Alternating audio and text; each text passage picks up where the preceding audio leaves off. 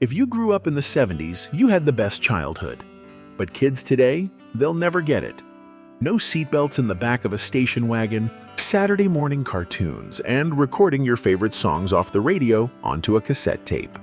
Let's rewind and relive the magic of the 70s.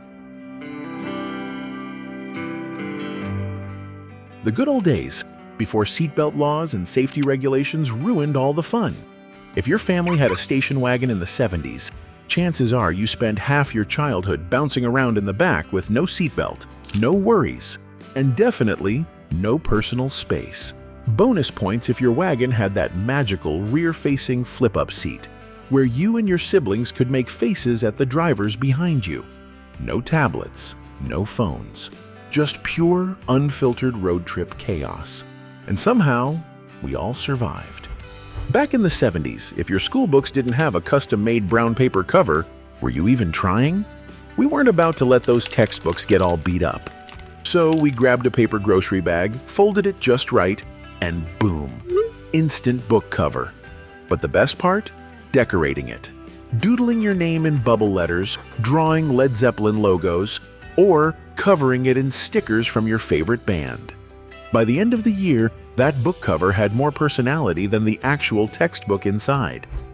Here's to S&H Green Stamps. And here's to the stores that give them. S&H Green Stamps. Now this was peak 70s shopping culture.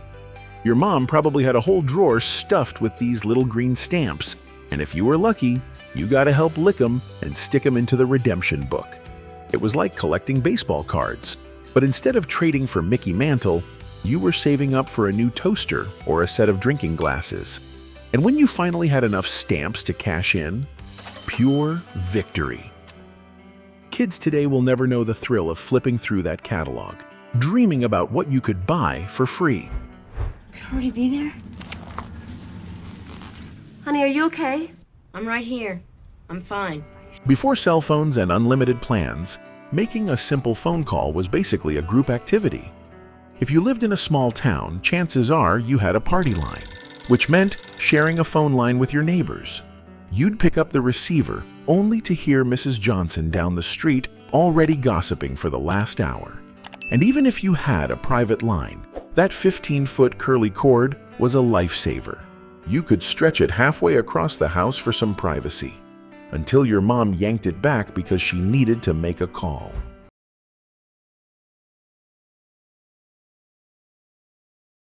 Let's be real, the 70s were the golden era of music. If you didn't have a vinyl collection back then, were you even living?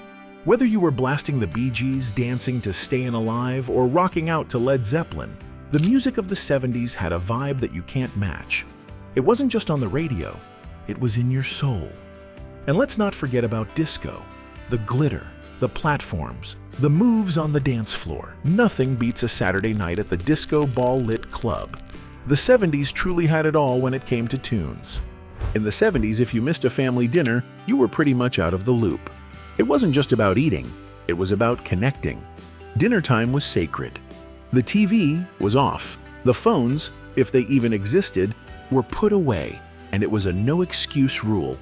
Whether it was meatloaf, spaghetti, or that green Jell-O with the weird fruit inside, you know the one. Everyone gathered round the table. And if you were lucky, Dad would carve the turkey, even if it wasn't Thanksgiving. It was just a time for the family to talk, laugh, and share the day. Oh man, the thrill of hitting record on your cassette tape just in time to catch that perfect song. There was no Spotify, no YouTube.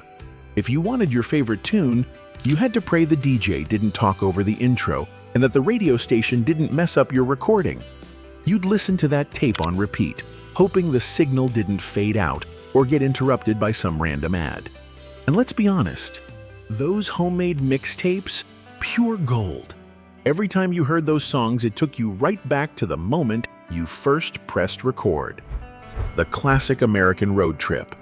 Before GPS, Waze, and smartphones, there were maps. The kind you had to unfold in the car, usually with one hand on the wheel and the other trying to keep it from blowing away. Road trips in the 70s were all about the journey, not the destination.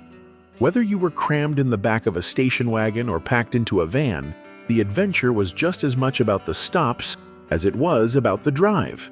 Gas stations with those classic signs, grabbing a snack at a roadside diner, and never asking, "Are we there yet?"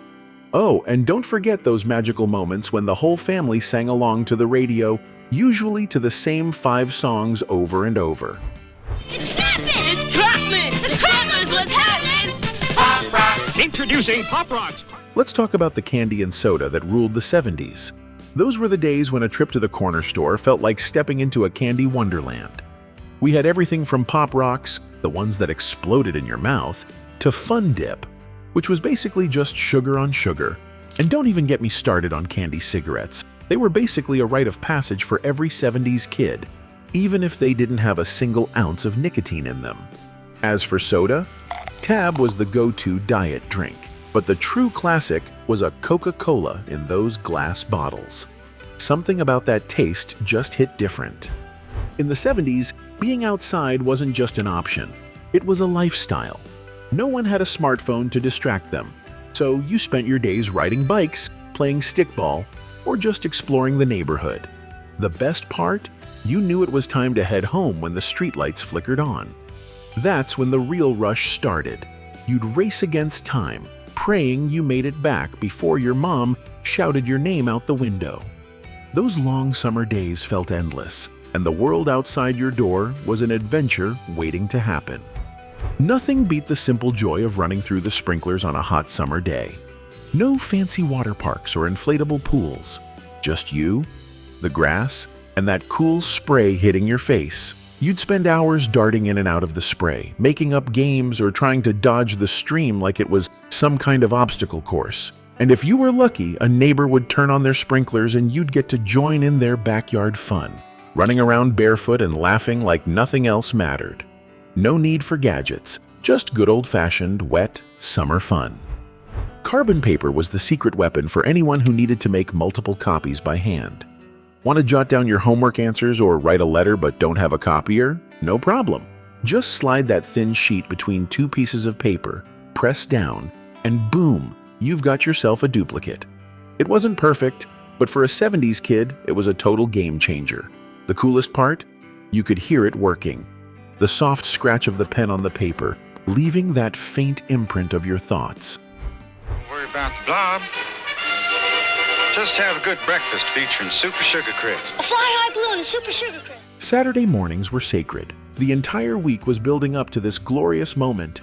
Waking up early, still in your pajamas, and sitting down with a bowl of sugary cereal, the one your mom never let you eat during the week. Whether you were watching Scooby-Doo, The Flintstones, or Super Friends, cartoons were a world of their own. And let's not forget about those classic cereal mascots, Tony the Tiger or Sugar Bear. That made your cereal taste even better. No responsibilities, just cartoons, cereal, and endless bowls of nostalgia. Before cell phones ruled the world, if you needed to make a call, you'd have to hunt down a payphone. And it wasn't just as easy as picking it up.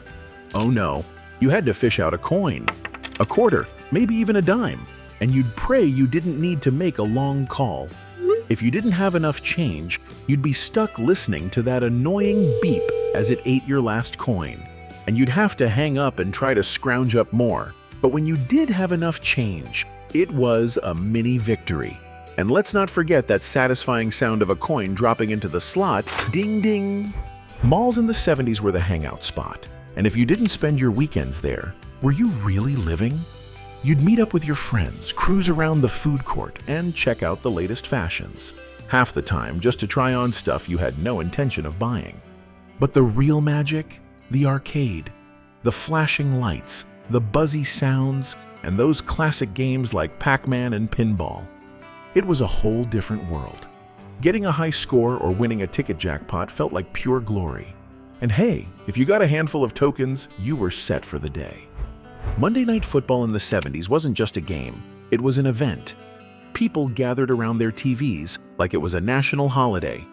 The excitement, the drama, and of course, the announcers with their legendary voices that made every touchdown feel like a grand moment. Whether you were sitting on the couch with your family or with a group of friends, the energy was unmatched. The halftime shows, the famous theme music, and the rivalry between teams. It was the perfect way to kick off the week. No matter what happened, Monday night felt like it belonged to football fans. The 70s may be behind us, but the memories will live forever. Share your favorite moments in the comments, and let's keep the good vibes rolling.